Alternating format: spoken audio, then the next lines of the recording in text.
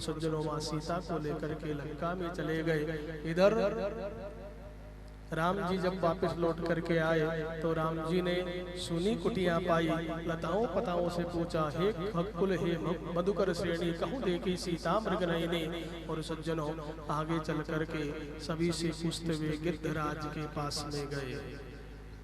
आगे चले तो संत महापुरुष कहते हैं कि बीहड़ वन में गीध पड़ा और श्री राम ही राम पुकारत है, और कटे पंख की पीड़ा से प्राणों की ओर निहारत है।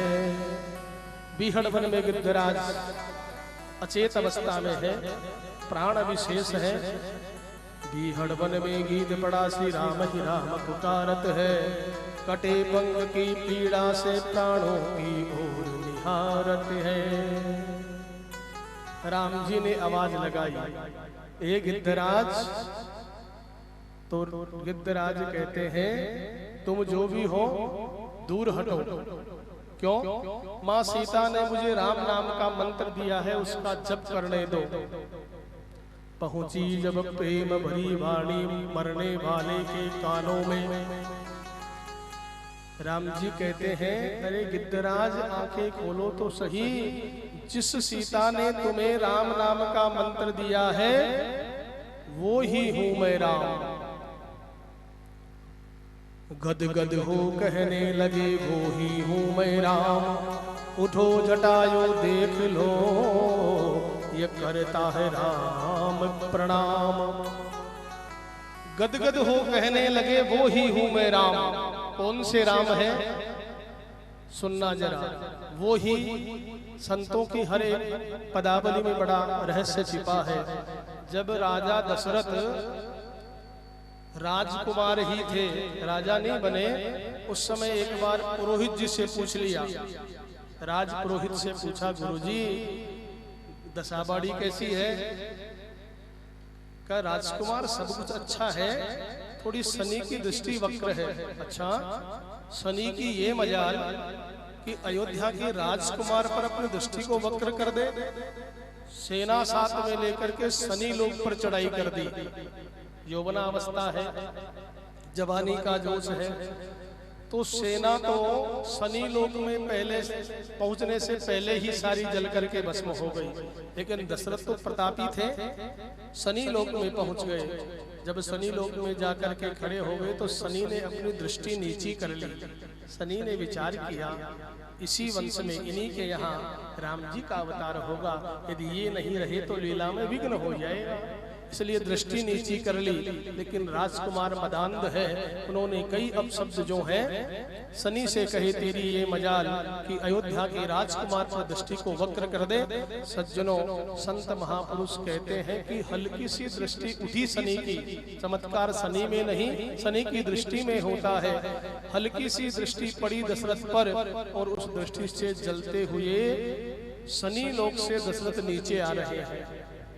उसी समय ये जटायु और संपाति दोनों भाई हैं, इन्होंने अपने पंखों पर इनको लिटाया और प्रेम से नीचे लाए। ये पूर्व जन्म में दोनों अश्विनी कुमार थे, ये पूरा आयुर्वेद जानने वाले थे। इन्होंने दशरथ का उपचार किया। कई दिनों तक अनेक प्रकार की औषधियों से उपचार करने के बाद में जब दशरथ को चेतन अवस्था लौटी, तब दशरथ ने कहा, अरे भैया आपने बहुत हमारी सेवा की है, मांगो क्या चाहिए।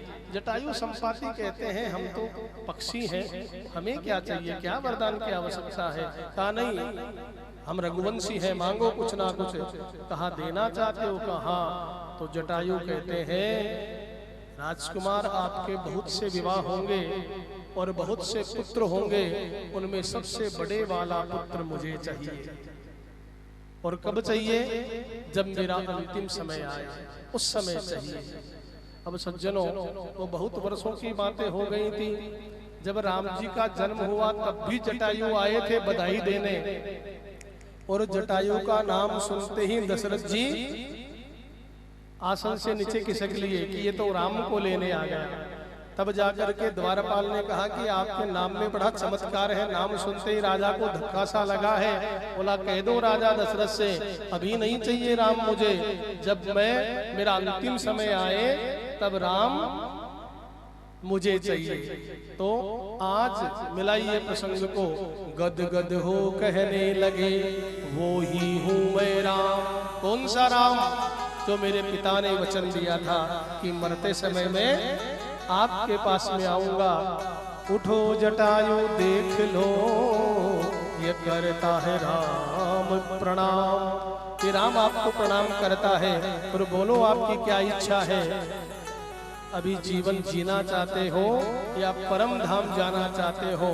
तो जटायु कहते हैं राम जी, आपके दर्शन पाने के लिए ऋषि महर्षियों को जन जन्मांतरों तक तपस्या का सहारा लेना पड़ता है, मुझे तो परम धाम ही जाना है।